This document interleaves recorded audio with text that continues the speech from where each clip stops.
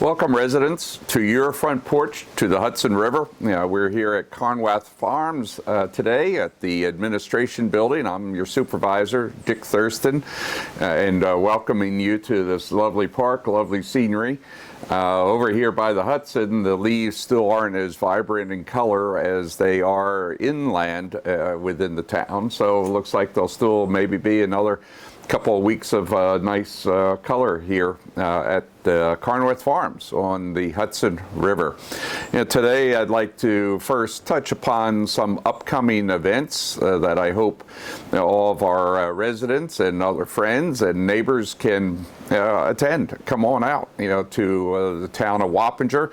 And the first one I wanted to talk about is our annual trunk or treat event, and this is at Slaughterhouse Farms, where we just held our Community Day event, and this is our trunk or treat event for our kids, and we have a fun time each year, where you will line up, in your cars, those that are registered, to open your trunks, put in decorations, and then also usually candy is held, and then there's going to be the Golden Pumpkin Awards.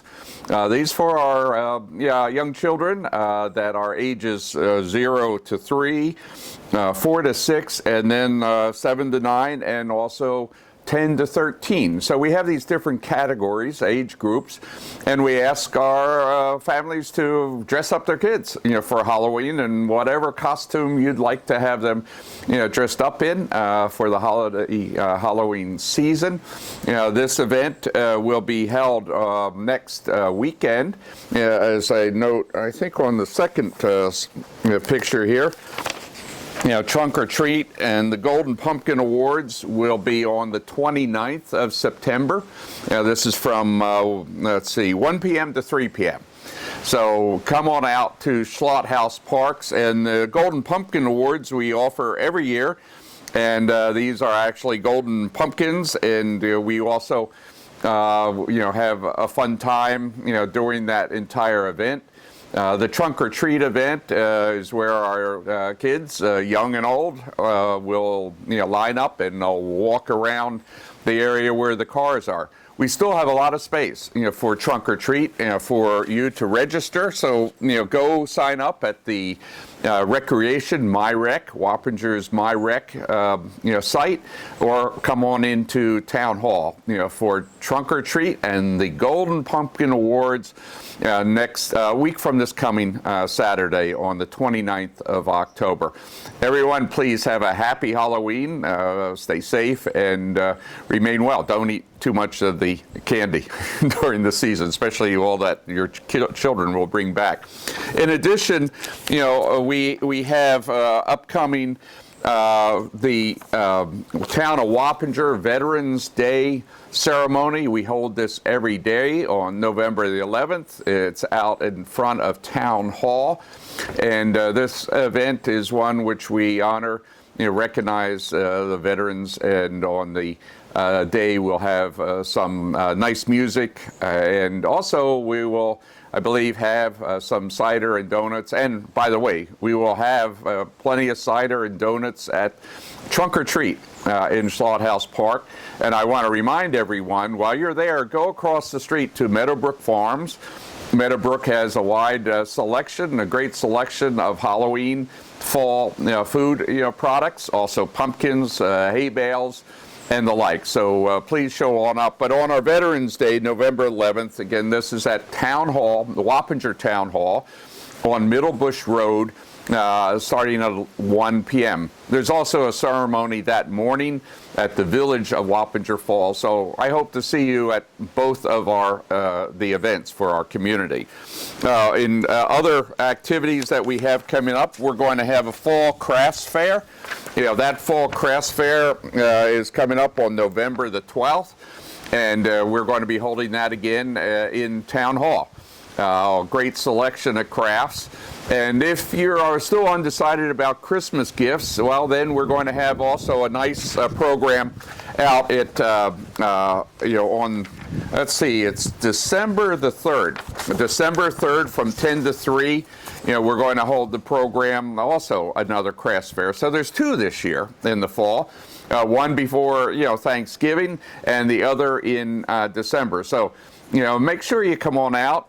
We have plenty of fine artisans there of all sorts of crafts, from baskets to jewelry to very lovely organic soaps, and the selection is exceptional each year. I try to buy some Christmas gifts at that event, so please come on out 2 times this year, because we've had a great demand by our vendors to have 2 programs. So Wappinger Town Hall. And we hope to see you, all out there during the 2 events this year. In addition to our crafts fair, remember that we have our annual Christmas tree lighting. This year it's on December the 3rd as well. The crafts fair is earlier in the day, and then the Christmas tree lighting is that night. This is also at our, seems to be our common meeting ground at Slaughterhouse Park. And the tree lighting also has Santa Claus come. We have a little Santa's Village, and Santa Claus arrives courtesy of our new Hackensack Fire Department. Comes on in the big ladder truck. So plenty to do, during the next few weeks in Wappinger. We hope that you will get into the season's spirit and come on out to the several events that we have. So stay tuned. There'll be more advertisements, promotional, for this. But the next one that's up and coming will be a week from this Saturday on October 29th. That's Trunk or Treat. And please, register your cars. Bring your truck or your car and decorate it. It's always a fun time for all. So, you're more than welcome to come on out and enjoy the afternoon, the fall afternoons, and for a number of these events, also the Christmas tree lighting at nighttime. So I hope to see you soon with respect to the various activities which we continue to offer. I'd like to shift just briefly to our budget. The town of Wappinger budget. This is that time again each year when we, at the town board level, review our budget. This year, we took a lot more careful, preparation, a lot more time spent. We spend a lot of time each year trying to come up with the right budget that will address the ongoing services and needs of our community, which the town is responsible for, and also keeping into consideration the burdens that it imposes on a number of people. This year, the budget itself is a total of $23,475,000. This includes a combination of the town. We have several funds. There's the town-wide fund. There's a fund that goes for outside the village of Wappinger Falls, and then we have the highway, department. So those funds are what we draw off of, for our operational needs throughout the town, during the year. There's several components to that fund, budget usage. One is the revenues. So we look very closely at the revenue trends each year. Unfortunately, this year we have to downsize the estimates. I've been watching very closely every year the economic trends since I deal with a lot of activities, a lot of information on the national and international level. So fearing that, and what we're now seeing is becoming more a reality for a significantly down year in 2023. And what I mean by that is several things. We are seeing the worst, I think, of all economic storms, the combination of war and uncertainty in Europe, particularly as a lot of energy supplies are cut off. issues within the Middle East, as you see, with respect to Saudi and other oil supplies. And then we have the Asia-Pacific region. That is a combination of factors, not the least of which is China, supply chain issues, trade issues, but also we have concerns for instability that could lead to some hot zones such as North Korea, Taiwan, and China, and also Southeast Asia. So with those in mind, as I've noted in my Southern Dutchess News article this week, the economic challenges will be very significant during the coming year. And we have seen that already with ongoing interest rates increasing, mortgage prices, the rates skyrocketing over the next few months. Variable rate interest rates are going up.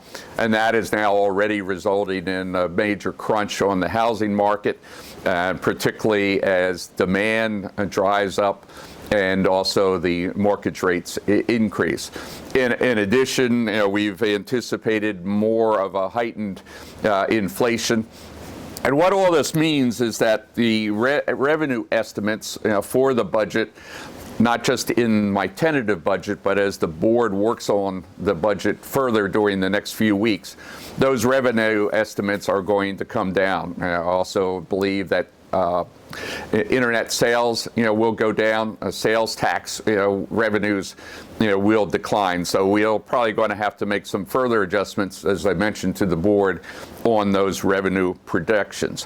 What that means is that it's going to be more difficult for us to raise money through the traditional means, and normally, that results in significant pressure to increase the tax burden.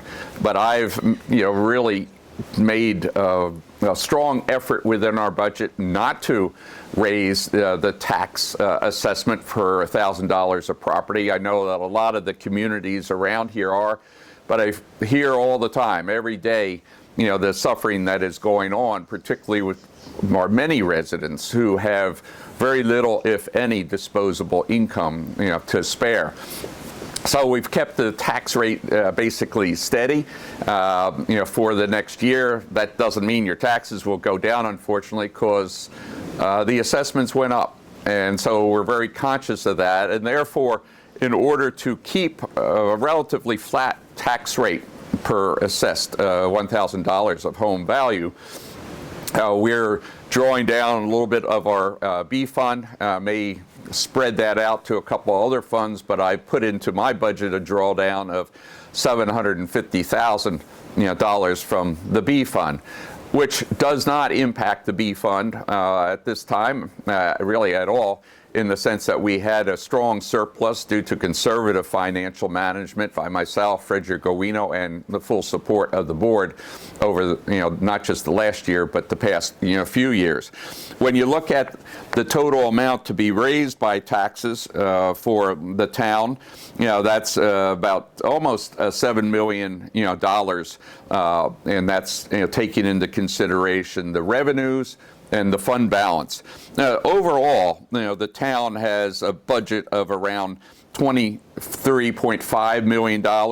This includes our many special districts. We have a number of special districts in the town that have their own, financial, figures, their own budget. That includes our water and sewer districts. We have some lighting districts.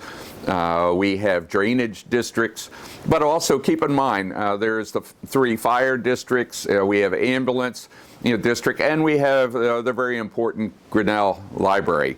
It's especially even more important today for our folks, our residents, to have the ability to go to the library. Not just to read books, but there's computers, there's training classes, there's English as second language, and a variety of things which the great folks at Grinnell offer, to us.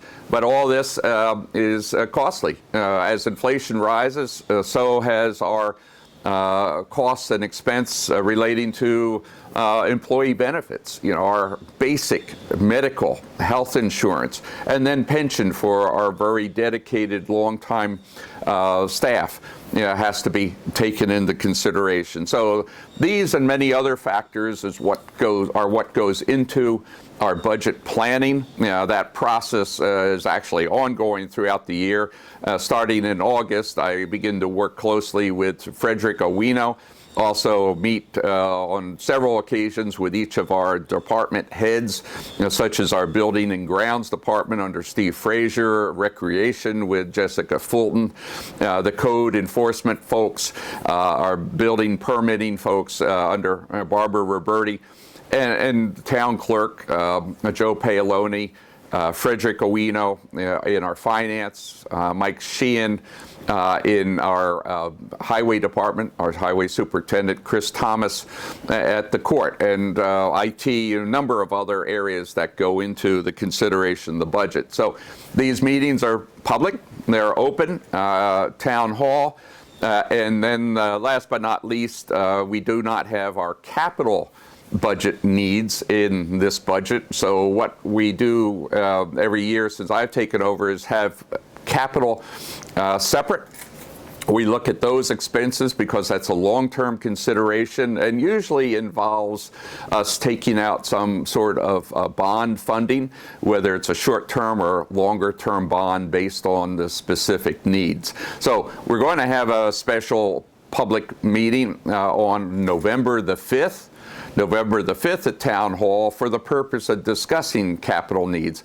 I believe that most of that will be focused on water and sewer and infrastructure needs, especially as we've discussed as our residents on private wells and septic systems continue to face many challenges. So next few weeks leading up to second week or so of November, we'll have our board meetings focused on the budget. So tune in on our cable channels or come on out and see us and raise any questions that you may have. So thank you, for all of your support. I hope this helps clarify what we're doing. But don't forget our activities, our Trunk or Treat and Golden Pumpkin Awards coming up, Veterans Day on November the 11th.